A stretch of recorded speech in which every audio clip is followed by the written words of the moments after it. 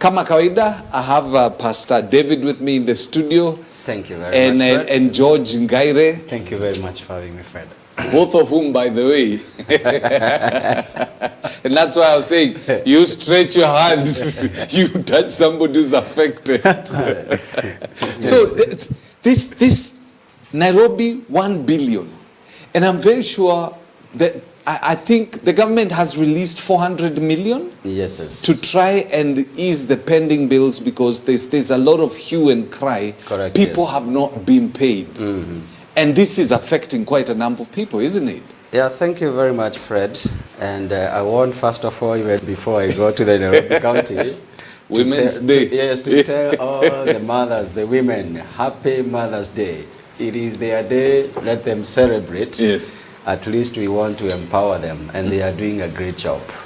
Now, you have touched about a very sensitive and something which is reality and what has been happening. There has been a lot of pressure on several business people. I think you have seen quite a number of people. Actually, some of the people have been auctioned as we talk. Yes. Because they went to the bank, they got financing to do the projects for the government, and up to now, they have not been paid. As you started by saying, George and I, we are actually victims in this circumstance. I know I did some work in 2021. By 2022 beginning, I had completed this work, and the certificates had been done, and they had been taken to the right places for payment. But I can tell you, we are now in 2024. So it is almost like 2 and something years when I did with my partner this business. But I can tell you it has been a very big process. And I would not fear to talk about it here. There is actually a lot of corruption in these sectors. One, government and county governments. And when we talk about corruption, it is a reality. I have seen quite a number of people who are unable to make their papers to move. Papers have legs. As in you've completed everything. Yes. Everything is done. Yes, but for your certificate to move from one office, you have to grease the grease it, and if you are not greasing it enough, it will still not work. And I can tell you, you don't grease it for one person. There is a line of people. You grease it here, you grease it there, you grease it there, up to the head. So it is actually a very bad thing. And I think when we talk about corruption, many people may just think it is a word corruption, but there is a lot that is happening, that even the people who have been able to bring the government to where it is, because some of these people, they have built some roads. You see, like the roads which are getting inside the estate and all those things. They were built, they were commissioned. People are using those roads. Yet the person who did that road, and they did a good job, they have never been paid. The engineers, they assessed their work, they actually wrote the certificates and they passed it, but even up to now, they are still struggling to be able to be paid. So I think it is something that we are saying to our leaders. Let them think about the people of Kenya. Because you ask yourself a question, are these people paid? Or do they wait? Do they wait for the people who have done business to be able to pay them? Because at the end of the day, can I tell you, some of the projects which people are going to be paid today or next week, Fred, they will make no margins. Because you probably did a job worth around, take for instance, 2 or 3 million. So you go, for the certificate to move from one desk to the other, there is the junior officer who's asking probably for 20K, then it goes 100, and it keeps on going out. And if people want to know it is true, so we have EACC. Let them go and let them pause. Let them be given, at least like now, as my company. And they go and they pause and they say they are the directors of the company. And they say we did this work. Let them see whether they will actually not be able get what we are saying. They will be taken through that whole process, which is very bad. Kenya should not be in that position, whether in county or in government level. It should not be in that level this time. If someone has given a service and it has been proven, it has been done well, because there are people who inspect as you continue doing. It is actually very necessary that people are paid for the value for what they have done. These other things, they should actually not be in the system. But we are saying, as leaders in this country, let's speak and let's action. Because in that area, I don't think there is any change. The more it changes, the more it remains the same. Everywhere you go, people are just crying. I did work with the government. I've not been paid. My family is suffering. When I go there, I'm told I have to pay to be paid. Then Gaire, yes, you interact a lot with these counties. Yes, and I'm telling you, it's a tragic case that we have, especially if you're a supplier or any person transacting with the county governments. Some of them, like I explained the last time, it is not by their fault. Also, we have a challenge with the way resources are being distributed from the national government. When you look at the procurement system, how it has been captured in the Public Finance Act, that legal process that you have to go through it. Yes. So the process of funding coming from the national government, which takes almost a quarter of a financial year, and then the process of procuring, which could take another quarter year, it leaves the county government with a very minimum amount of time to be able to sort their pending bills, even if they had all the money at one time. Then also there's also the issue, the ethical issues at the county government, which is corruption and tribalism and other issues that are there.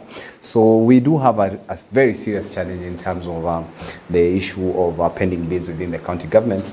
Some of them, like I've said, are caused by the bureaucratic challenges that we have in the system, but also the governance, the challenges of governance within the county government. Fred, on this International Women's Day, allow me to remember my late great-grandmother. She was called Koko, or we call her Koho in the local coastal language in Bungoma County, Koho Robai Naskenge Chave, who was a village girl born in 1930 in a local village in Webuye East. She didn't quite have much education, but got an opportunity to get married early and got herself a job in a local mission hospital there, Lugulu Missionary Hospital, as a cook. But as they say, God works in mysterious ways. The hospital then, as a small hospital, didn't quite have a lot of staff. So the cooks were the ones serving the patients in the maternity wards. So they literally became untrained nurse, and over long periods of time, they would start by serving the food, and then the doctors the white doctors would leave the prescriptions of how they're supposed to give the medicines. Then eventually they'd learn how to do the injections. And when you do that for 20, 30 years, you also become a professional in that particular field. And she went on to build a career that she never thought she would ever have from the journey she had taken. She passed on in 2003 at a very tender age of 73 years, leaving behind about 9 kids. Tender age of 73. Tender age of 73 years. She would have been 93 today, born in 1930. But she lived a great life, and I thought the impact she had on the community, she literally became our community doctor. Many people would fall sick and would never set foot in that hospital. They would just go to our home. She had the medicines and injections, and they really loved her. And so she built a wonderful career that ended in she retired in 1989 there.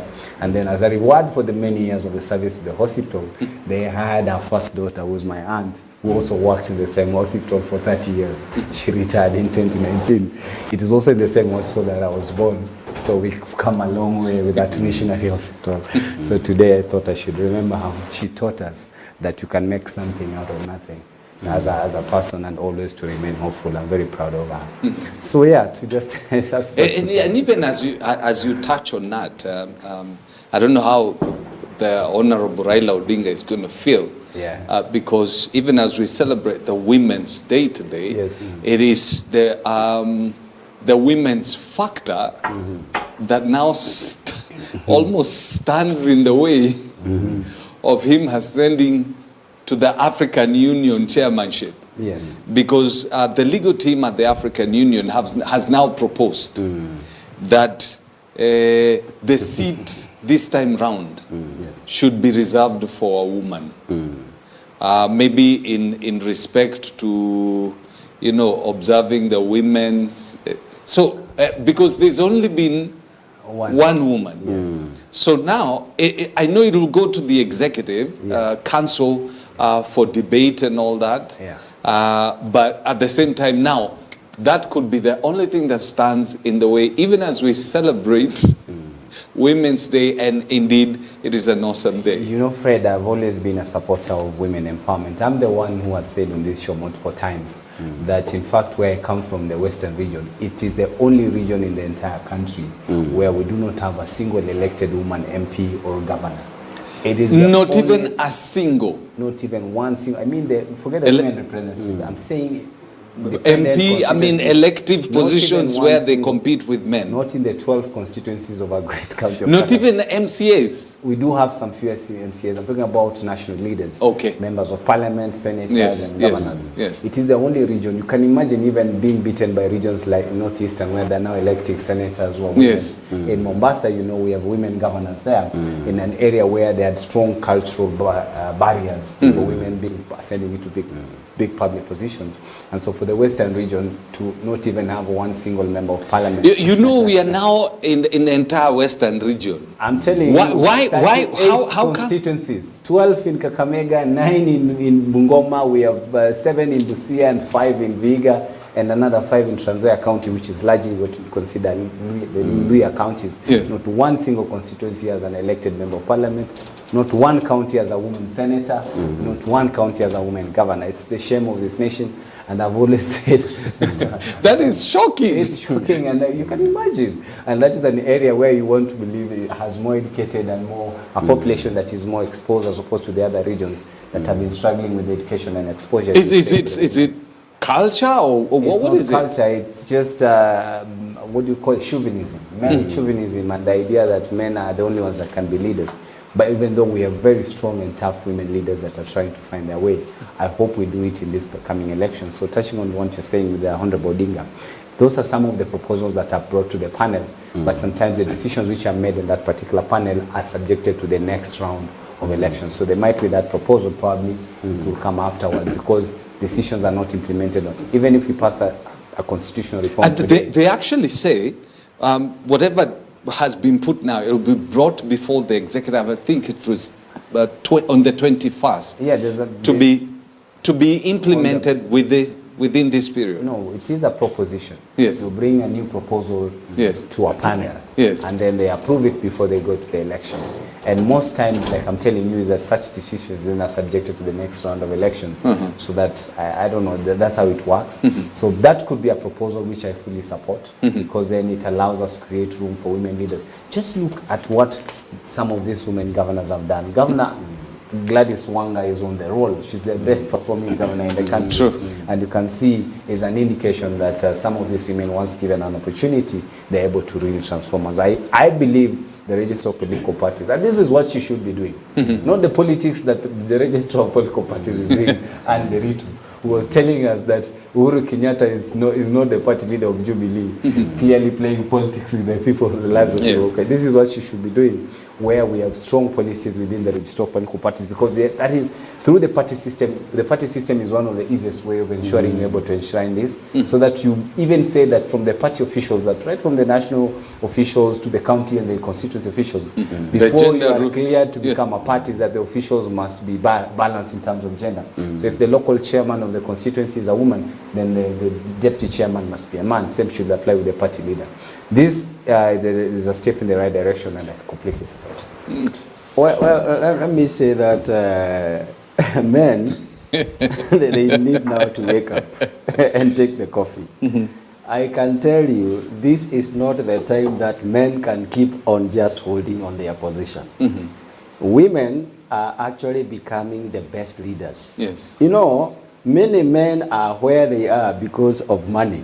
Really nothing. Yes. Not in terms of leadership. And I saw, you know, in fact, Homa Bay, I saw Olego. Yes. Actually going to the function for Wanga, Honorable Wanga. Yes. And even for him, he was amazed and he was learning. Yes. And you can imagine for how many years Honorable Olengo has been in politics and leadership. and all that. Yes. But yes, Since 1979. Correct. He was 29 years old. yes.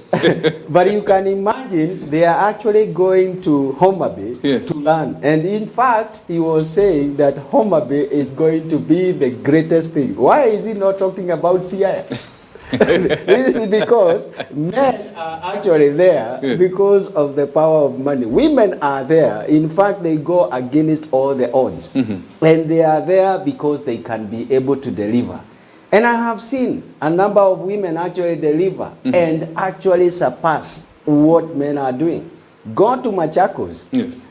Look at what Honorable Deti is also doing. If you look at what the women are doing, they have a touch of excellence, and I would say that. Yes. And that is a very good thing for leaders. They have a touch of excellence, and also in terms of the opportunities. You know, they always say that for you, you see trees. Yes. You just see trees. Yeah. For them, they see trees and they see the living things which are even inside that small place. Yes. So they actually go to the depth. And this is one of the things that has helped the women, because they go to the depth. They don't want just to be in politics. In fact, for them, most of these guys, what I have realized is that they are looking at how can I make this place to be a better place. Other people like men, what they are doing, Fred, they are looking at about 2027. Right now, actually, they are on 2027. They're not doing anything on the ground to try and change the lives of the people. No, and we have seen, in fact, where we are seeing, like the old people, what we have seen, who have been in politics for a long time, they are actually concentrating on building power around themselves. But I can see there is two generations, which is going to surprise some of these leaders. One is women, and you expect to see many more women. In fact, why is it that you are hearing even the president right now, and I know it is going to be a very political thing, he has said, yes, he has said now what they are going to do, and they are in discussion, is actually if a man is going to be the president, the deputy has to be a woman. And I think it is the right direction. I know it will be very political, but I want to say today, even being the Women's Day, I want to say that women have the capacity and the power to drive this nation in a very big way. In fact, if many of the women were in the position that men are, you would see even corruption will reduce to some extent, because they believe in value. They believe in integrity. They believe, and you have seen it even at home. Yeah. And he has actually explained so much. He didn't talk about a man, but he talked about a woman. Yes. And I can tell you, I have seen it even in my home. That my mother prayed a very big law for us to be the people that we are in today. She could sleep even at 11 a.m. And by 5, she is up, making sure that the family moves forward. It is not to say that my dad did not do much, but you know, my dad used to be in the bed at around... He was woken up by the wife. In fact, what he used to do... Amuka, amuka, amuka. But you know what my father used to do? He used to call us at 6 and even at 7. And he said, "You have not woken up." And he is still sleeping. yet my mom woke up at 5 p.m. You find everything is actually. And I am saying we really need more of women in leadership, because I know if they get more into leadership, even this Kenya would be able to change. Now, even as we go that the gender rule, because this has been one of the things that basically has limited, because majority of the time it has gone to parliament, has been shot down. Well, it's been said by men, but there are also women. If you go down to the streets, and when it comes to elective posts, we have more women in Kenya than we have men, yet the women will not vote their own. So even as we celebrate them and we open the door, there has been a question in as far as democracy is concerned. Are women their own worst enemies? Well, I know it has been like for quite some time, and I think sometimes, let me tell you, in terms of voting in Kenya right now, we don't vote the brains. and we don't vote the best. Yes. For quite some time, we have been voting for very many things. Mm. Some of the people have been voting. If, for example, you can be able to bring, during that voting time, you know, Kenyans, people are chased with very small things. Yes. You find someone is actually coming with new notes. Yes. From central bank. Yes. And they start distributing like this. You find that you don't even care whether they are educated, whether they have the skill, whether they have the leadership skills and such kind of things. You start voting because, and that's why I'm saying we can blame women, but also we can blame men in a very big extent. They are the ones who bring in the money. Yeah, they are the ones who bring in money, and also the people who are campaigning for them. They are actually even, do you know actually what they are doing is they will go even to the women group and they will say that we are going to fund some few coins here in this project. So if, for example, the women, they realize that their women don't have that money and they have been actually been seeing there are some few things during the political campaign thing, there are some few things which have been happening, they were hungry, they were fed at that particular time. Yes. So what you realize is that some of the women will actually get to fall into that trap. But I would say it is actually the Kenyan politics, and not the Kenyan politics, most of the politics, they have actually not gotten to a level where people can be able to say, I will vote for this person on these principles. It has actually been a politics of money. Some of the people, and you know, with all respect, with all due respect, you can remember even Sonko. The Sonko, the time he was sleeping on the road, and he was fighting, boxing iron sheet. Iron sheet. Yes. But you can see, people did not care. In fact, he has educated himself after that. Yes. But people did not care. What they cared is, what is it that this man is able to give to us? And you know, he went and he started actually, look at every like in Nairobi, you'll go, you find a car wash. Yes. Courtesy of Sonko. Sonko. So let me ask you, these women, will they go to another woman or will they go to Sonko who has actually been helping their children? True. In one way or another. So at the end of the day, they may not really, and I support them. In fact, the good thing is I think women have been the most powerful in the sense that they have not been looking at their gender. So they are telling you, I can vote for a man depending on what the man can deliver. And I can stop voting for a woman if the woman is not going to deliver what the man is delivering. I think the problem is with men because men are voting for money. They are voting for many other things. But for the women, I think they are also looking. Because do you know, the whole burden comes actually to the women, even in the family. Sometimes a man may not care so much. In fact, they don't get to know what is happening in the home. There are several things actually you don't know. And I can tell you, maybe it is only George who knows. Yes. There are some things, in fact, if I ask you today, how do you pay for the water bill? You know, Fred, and the reason why they brought in the affirmative seats for the women representatives was so that to create that room for that financial gap so that women can begin to compete among themselves and then still end up with the women now of opposition, then be able to raise revenues that she can then compete with the men because of the culture and the history of the history of women in the society. Many of them didn't quite get chances to go to school. So they were the least employable in the society, so they didn't quite get that chance. And that's why when you look at governors like Governor Wanga and Governor Kawira Mwangaza were all women representatives. They got that chance to come in, earn a million salary for 60 months, about 60 million. When you put in a few other resources here and there, you have 100 million. A war chest to face any man.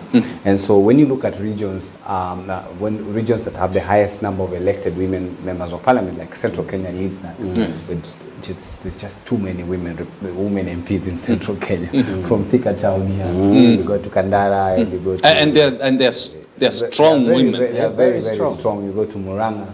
Literally in Kirinyaga, there was no man that in Kirinyaga that could run for the governor's seat. Correct. Yes. I was hoping even the former PS, for Interior, what was his name? The PS for Interior, the immediate former PS for Interior. That is Kibicho. Karanja Kibicho, I was hoping that he throws his hand in the governorship race of Kirinyaga just to tilt the competition there, because I always asked another friend of mine, maybe you know him, He used to be a member of parliament for Gishugu, Jogu Barua. Yes. I always ask Jogu Barua, what are you doing, my brother? Even there is no money in Kenya. Because the sitting governor was Waiguru. Yes. Her immediate competitor was the lady that was women representative. Yes. And then there was no number 3, 4, and 5, and 6. To even just say that this is a third horse. You understand? It's because of the culture, and I think the community has embraced leadership in women, and Central Kenya has led that. And then I think it's closely followed by the Nyanza region there. You have very many women MPs as well. The Kaspul Kabondo MP there, Eva Obara. Yeah. You go to Rangwe, there's a woman there. Kisumu Town, you know, the former women rep, she's now Kisumu Town West MP. So it has the highest number of MPs and elected governor. And it's because in those two communities, they create space for people that have capacity and the effort to compete, whether or not they are women. They are able to be given chances to do that. And other communities are embracing it. In the north there, where we hardly could tell that a woman could be able to win even an NPC, to be the Senate of Isiolo. Yeah. She's now been elected twice. And I'm hoping that she now goes for governor of Isiolo, even though my friend, former MCA, Abdi Guyo, you know, made a historic move. You know, he was running for member of parliament of Embakasi Central. Yes. And just a week to nomination, changed and went home to be governor, and he won it in less than 3 months. He only campaigned for 3 months. Nobody in Isiolo knew that he was running for governor until 3 months to the election. He had seen a gap there, I think, when Governor Kuti indicated that he wasn't going to run. Yeah. So there's a gap here, and he was able to do that. If we can have such communities now embracing women, societies, and these are communities that women hardly had an opportunity to even go to school, then those of us who come from regions where education, you know, the literacy rate, the highest literacy rate in Kenya is in the western region. Are you serious? It's in the western region? Western Kenya, not Western Kenya. Yeah, you know, Luo, Yes. that area. We have the highest number of educated people that have. Oh yes, educated. Yeah, Professor. Yeah, I thought professors from that. I thought you almost said illiteracy. No, so I was wondering no, what. literacy. Those Okay, that have literacy. Yes. It is the highest in the country. Then Yes. it means we have the highest number of people that are more exposed to the world of 2023. It is tragic that we would be speaking of not a single women MP from my home county of Kakamega, which I think I'm ashamed of. Now, if what you mentioned with the president saying that in the future we may have a situation when if you have a president who's male, then the deputy should be a female. Do you see the country embracing this kind of a thing? Because this has been a very male-driven society who almost seem not to believe that a woman can perform at that high level. Well, I think, and that's what I am saying, at the end of the day, we have no choice. We have no choice. Let me tell you, Yes. on a serious note, women actually are raising to a platform, and they are competing and doing better than men. Yes. If we want this country to change, Fred, there is no way we are going to hide our women down there. Yes. And it will actually get to a position whereby, and you know, you remember even 2022, Yes. it was actually a point whereby almost people are accepting. Yeah. In fact, it is only the Kenya Kwanza which tilted the whole thing, but we were too sure that they will take a woman, even Yes. for them, at Yes. that particular time. Yeah. And that's why you can remember they were also trying to pull Sabina Chege. Yes. You can remember there Yeah. were stories about Sabina Chege actually getting to balls out from Jubilee, which she did later on, Yes. actually to get the Kenya Kwanza. Because it was actually the best bet. And you know why I'm saying people have to do it? Is because the women are actually shining everywhere. Look, and I will give you a very good example. The Ministry of Trade, Yes. it was with Kuria, Yes. Honorable Kuria. Yeah. The president changed the CS Yes. for the trade. There is a very good woman who is there. Very I solid. can tell you right now, we are not where, and I can say 100%, we are not where Kuria used to be. Kuria was a political animal. And actually, you wanted just to politic. Yes. But this woman is actually working and setting policies, which are very good. And that's why we are saying we are going to lose it if we don't embrace this position.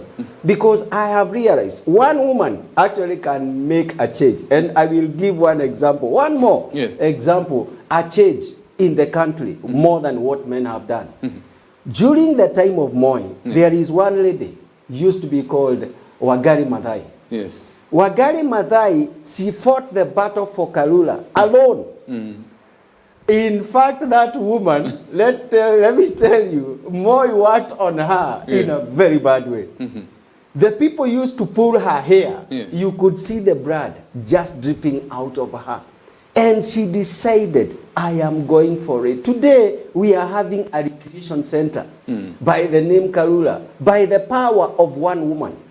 And that's why I'm saying, let's not bring politics in terms of leadership of this country. Let's embrace what the women can do. Because we have seen example of very good women. In fact, Tanzania, people were saying that Suluhu would not actually be able to make it. Do you hear many things about Tanzania today? No. It is actually a country that is on the move.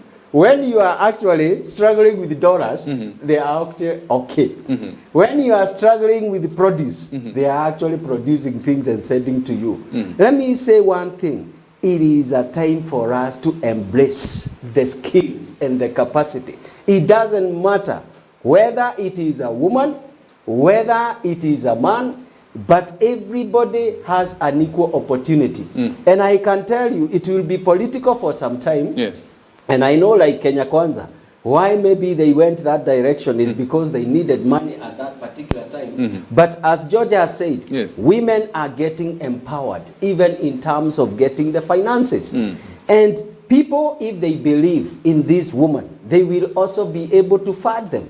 Because I know most of the people want to fund the likes of Honorable Ruto. Yes. They want to fund the like of Honorable Raila because they feel that they have the chances to win. But I am happy if they can come in the name of Ruto. Yes. If they can come in the name of Honorable Raila. At the end of the day, their star will be seen. And that is the time that Kenyans will realize that we needed the women in this space because they have the skills, they have the brain, and actually they look at Kenya in a big way. Women, and they say one thing. Yes. The work of a woman is to multiply. You give her, you give her something small. Yes. And she multiplies it, and she gives you something which is beautiful. Men, they don't multiply. They just give, and it is wasted. But I can tell you, women are good in multiplying. So whatever you want to be multiplied, give it to place a woman. it to a woman. And I can tell you, if you want the Kenyan economy to multiply, there are very big chances that if you give some few positions to the women, there will be multiplication. And that is the thing. How do we crack this? You mentioned about the political parties. Yes. How do we crack this equation so that we have sufficient numbers in Parliament without having to bloat the number so that we can accommodate even more women? So that from the political party structures, the two-third gender rule is taken care of. Fred, when this debate about women inclusivity was being made towards the promulgation of the 2010 Constitution, I was part of the young contributors to that process at that particular time, and our constitutional law lecturer then. It's almost now 18 years. So the process was that how then do we get women into the political system? First was to encourage their involvement in the political process. Fred, I can't make you successful, but I can give a platform for you to be successful. So you must turn up first and say, I want to be this. Then we can say, okay, you are a startup, you can start from here.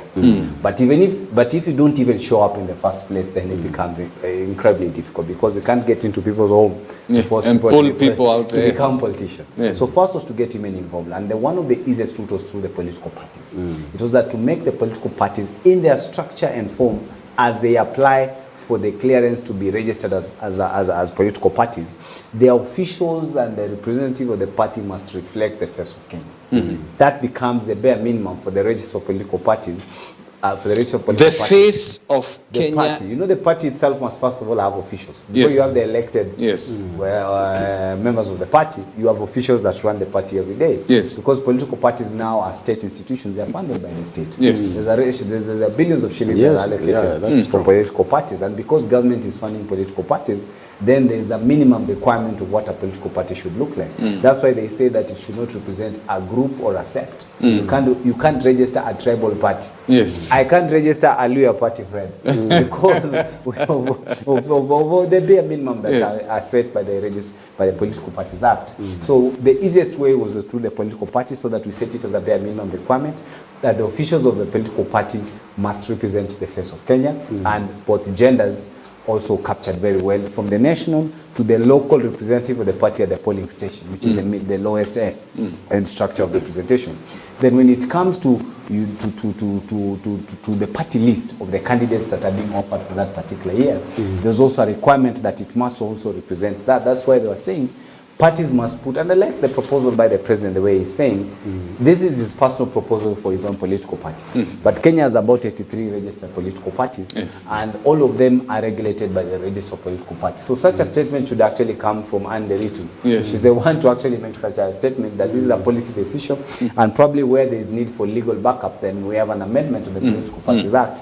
Because remember, there is a proposed amendment on the Political Parties Act to strengthen the office of the register of political party. Actually, they are proposing, I think, to make it a commission, so that then it has commissioners with a county-wide structure, and then it gets direct funding from the state, so it doesn't have to bank on the budget committee, the budget making committee, which is a political entity. You know, the first he who pays the piper. Exactly, because that's why you had a situation now. The political parties had been allocated 1.3 billion shillings in the last financial year. But the first thing President William Ruto came in, he cut the budget by 600 million. So now they were being given half the amount, which is way, way below what actually they're supposed to do, because it has been tied to a percentage, I think 1.5% or something of the budget. So it's actually supposed to be a couple of billions. But intentionally, the budget making process has been, they are trying to sort of limit the resources, I think, going to the opposition parties. And so we have a situation where we have parties like ODM, which is being owed now 10.5 billion shillings. It's owed 10.5 billion shillings. And they went to court for it. They went to court, to the Supreme Court, because ODM, that's a lot of money. Is the only party that has been in existence post 2010. So legally they were supposed to start receiving from 2011, which hadn't been done. So when they did the computing, I think they were in court a year towards the end of the election, the 2022 election. So the original computation was 2011 to 2021. The party was being owed around 8 billion shillings. So now, the 2-3 financial years now, when you top up again, because ODM gets a minimum of $1 billion every financial year. So there's a 1 or 2 added billion. So today, Anderitu owes ODM 10 billion shillings. You understand? Which is a legal fee note, which will at some point have to be paid. They can only postpone it, because the challenge, what she's saying, is that we don't have the funds. But there's an acknowledgement by the register of political parties and the highest court that you owe this party this amount. So that shows ODM could actually survive for a very long time if it's well managed. So if it's to implement what has been proposed, how we stop, we limit the number of people who can vie for certain position, certain constituencies, we preserve certain constituencies or seats for women? That has been done. That's how we have the women representative seat. That's just one. But when it comes to now the rest, members of parliament, the other solution was, I was going to the third one before I gave in the whole issue of political parties. The other one was that we actually cascade the women representative seats to the constituency seats, so that each constituency actually elects a man and a woman MP. So that then we end up with around 580 MPs. Then we abolish the women representative seats. And something else, there was a proposal like that, so the National Assembly can be 50-50. But then there were claims that that was going to the budget, the Parliamentary Affairs Commission was going to explore the budget, and then it was pushed out. But the easiest one is what is being pursued now, is through the political parties, because then they have scale. A party like UDA, which is a national party, it has the highest number of elected members of parliament, I think followed by ODM, then Wiper.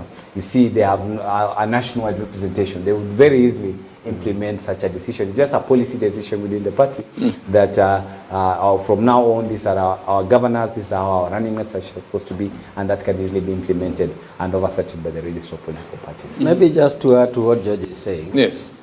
And you have asked a very good question. How is it going to be implemented? And I think one of the things is, let it now be made legal.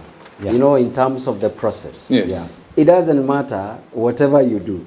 But if you are not actually going to have that what their constitution has talked about, then you have failed. Yes. You lose your Yeah, registration you as a fail. party. Yes, you lose the registration. And I think that is what really needs to happen, because I can to strike off political parties, Yes, because yes. they've not, you have not qualified. operated within Yes. the It is like what the agenda. Bible says, you Yes. know, in terms of running the race. Yes. They are, sorry, they are actually the rules. You know, you can be number one, Yeah. but you did not follow the instruction. Yes. When you don't follow the instruction and you are number one, you are told you are not, you know, like for example, so they put the 6 lanes, and then you are told, ikiwa uko hapa mbele, Yes. this is the only point you can come to the inner lane. Yes. If you actually came to the inner lane after you bolted out, Yeah. you know, even if you become number one, you'll be told, but you did not follow the rules. Yes. And I think that is really what needs to happen, in the sense that if you don't follow the rules, You're disqualified. you are disqualified. And with that, I can tell you, Part of people, by the way, very quickly, Pastor David, part of the proposal of the National Dialogue Committee is actually amendment of the Political Parties Act to restructure the office of the Registrar of Political Party. So that can be a very small additional amendment on that, because there's a plan to actually amend that act. And probably would be timely, because then the political mood is that we agree we need to do such amendments. correct. So it's not debatable. This could be one of the issues that could actually be plugged in, so that as part of the amendments, we actually make a legal requirement that political parties, for them to become formal, there must be a clear forward way out on the party list, party membership, and the party candidates, and how they were going to go through such a process. Yes. I've had arguments where, you know, if you start limiting the number of either men or women by virtue of legislation, then you are at the same time again infringing on the rights of the people to vote whoever they want to vote into certain positions. No, because if you tell me that in Kiharu, the political party, I mean, this is going to either be a preserve of women or something, then the constituents there might actually go to court and say, I feel that my right to elect whosoever I want to vote for, irrespective of their gender, has been infringed upon.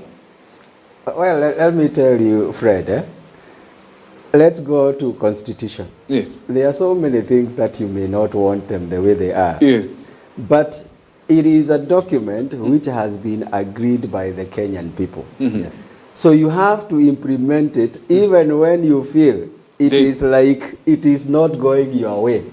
In fact, let me say one thing.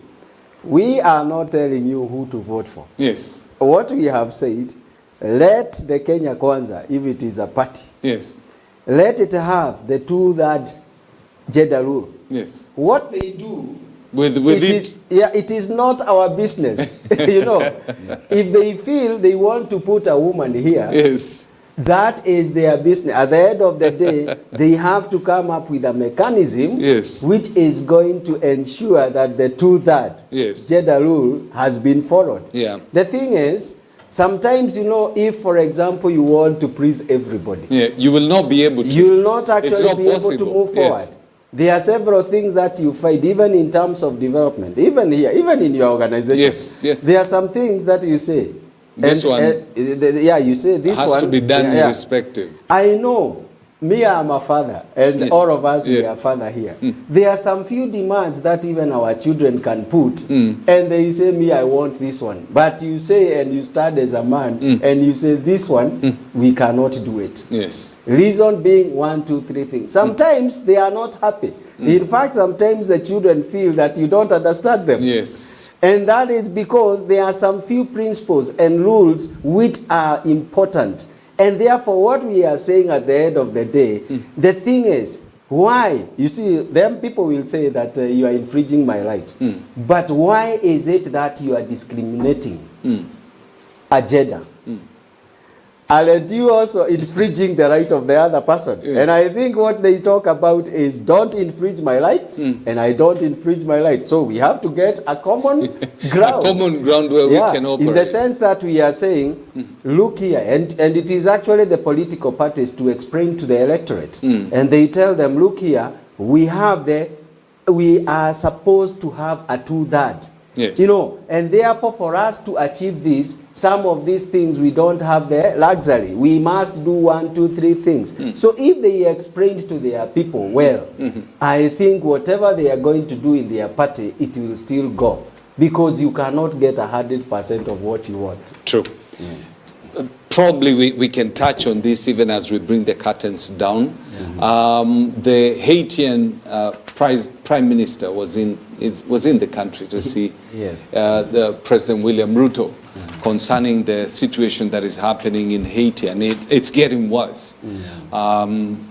He's going round the world trying to get as many people as possible to commit to taking either resources or forces there to tame the rogue elements that led to the death of the president and now have thrown the country into absolute chaos. Yes. But Kenyans are still opposed to having their boys in blue in Haiti. Fred, it is very unfortunate that a country that has actually assassinated 5 of its presidents, they were all gunned down, including this last president. Yes. Can you imagine walking into a country, walking into a president's home and killing him and then getting away without any consequences whatsoever? Even the individuals that are being arrested are suspected. For such a blunt move, Yes. we should be able to, at the very least, at least identify know who he's this the is. one who killed He's him. the one who killed him. Yes. You understand? For a country that has gunned down almost 5 of its presidents in a very brutal way, including their last president. And even when the Prime Minister was here signing documents with our president, there was a press conference in his country where A gang leader calling himself Barbecue, a former police officer. telling him that he should not come back. You can imagine the level of Lawlessness. of lawlessness in such a country. A country that is thousands and thousands and thousands of miles away from Kenya, where even the superpower that is the United States of America has kept off. You understand? Yes. And a $21 trillion economy, they have said this is none of our business. For us to be able to involve ourselves in such a situation, even when this particular weekend we had a situation with Jeremiah Kioni, the leader of Secretary General of Jubilee Party. You know, there's an MCA that was gunned down in Samburu. Yes. You go to a place called Marara, I've been there. Then Marara, you go to Baragoi, which is the interior. Then when you get to Baragoi, you then go down into the Suguta Valley, into the village there, where they gunned down an MCA, and he was narrating the trip on what it took to even get to that village. They had to continuously keep adding, beefing their security. By the time they go to the village of that gentleman, they had more than 200 police officers, including the local ones. And even when the governor was giving the speech, Yes. everybody that was seated there was told, you can't leave this event until we leave this place together. Now that is what struck me. Fred, it is now those who are remaining behind. The people who actually elected these leaders that were now going to remain behind with no security support and what it means to their lives. It's very sad. We have very pending issues of security in this country. It is not the time to load our kids and brothers into planes and take them to a war-torn country that is clearly not going to recover anytime soon. So we leave them. That even Let them sort out their issues. Or at the very least, let President William Ruto first go for benchmarking. Let him first go to Haiti, spend a week on the streets, show us on WhatsApp or somewhere on Facebook Live. Let him see patrolling the streets of Port-au-Prince, so that we are sure that our brothers and sisters who are born in this place can come back. If William Ruto does not come back to this country after his trip to Haiti, then our boys, if our own commander-in-chief can go to Haiti and not come back after David, then we have no business loading thousands of our brothers, because that would be a serious political blunder.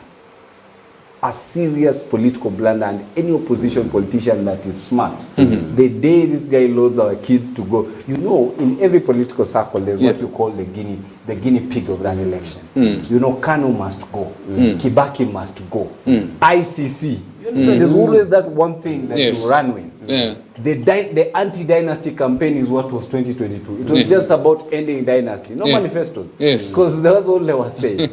If this president loads our brothers and sisters into planes and takes them to Haiti, and even one of them is gunned down, Fred, I don't think he can survive. Forget the cost of living, forget taxes. This will be the political argument that he'll have to deal with.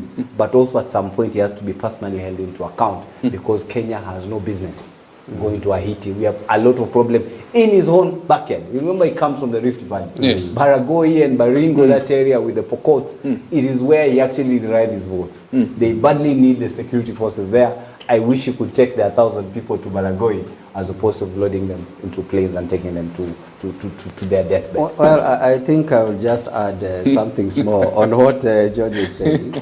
I can tell you, Fred. Yes. Do you know, when we talk about these boys and girls, we are talking about fathers. Yes. Yeah. We are talking about husbands. And let me tell you, the first time that they talked about Haiti, you know why they say it? Because you see, the responsibility for Haiti is not Kenya. Yes. There is actually where that actually locality, where Yes. it is located. Yes. So they are actually the first point of responsibility. Kenya is very far from that responsibility. And they lied. I think that is one of the things that they lied. They lied that these people will not sit with whites. Yes. They will only sit with blacks. Yes. Do you know what they want to do? If, for example, these guys are having a conference Yes. and they are saying their prime minister not Yes. even to come back, Yes. do you know what they want to do? It's actually by the time they are saying we never thought it is this, because they said it is only a discussion. It is not going to go there with guns. Yes. Man, these guys, everybody is having guns. Everywhere you turn, Yes. these are gangsters. It is a gangster. Yes. And therefore, let me tell you, today you find like the Kenyan. Let me give you a very good scenario as I heard this thing, because I don't support it. Yes. Let me tell you one thing. Here in Kenya, you fight goons with stones, Yes. not with guns. Yes. And what do you fight? You fight even the policemen running away. Yes. Because several of them are killed here in Kenya. Yes. And the state is not like what is in Haiti. You know, Kenya, we have systems and structures. Yes. Who is commanding the structures in Haiti? I can tell you, you can take 1,000 of our our husbands, and you are leaving a woman without a husband. You are leaving her with 3 children. Look at it, and we are saying, is it that we don't have issues in Kenya? We have very many issues in Kenya. The first responsibility of Kenya is actually to secure Kenya. Yes. If we are to go beyond, let the whole world come together and they say, leave alone the whites, Yes. Americans, they donate their people. Kenya can donate some few, Yes. and many other countries can donate some few. We bear And the say, burden as yes, a, we bear as the a burden. world. Yeah, but how can they put the whole burden on Kenya? I don't agree with that kind of a thing. All right, we bring the curtains down on the show. It's been beautiful. Unfortunately, time is up. I see we've gone past time. We bring the curtains down on the show. I have seen some comments that have been given by Alan, people commenting, watching the show from different areas. We thank you very much for participating.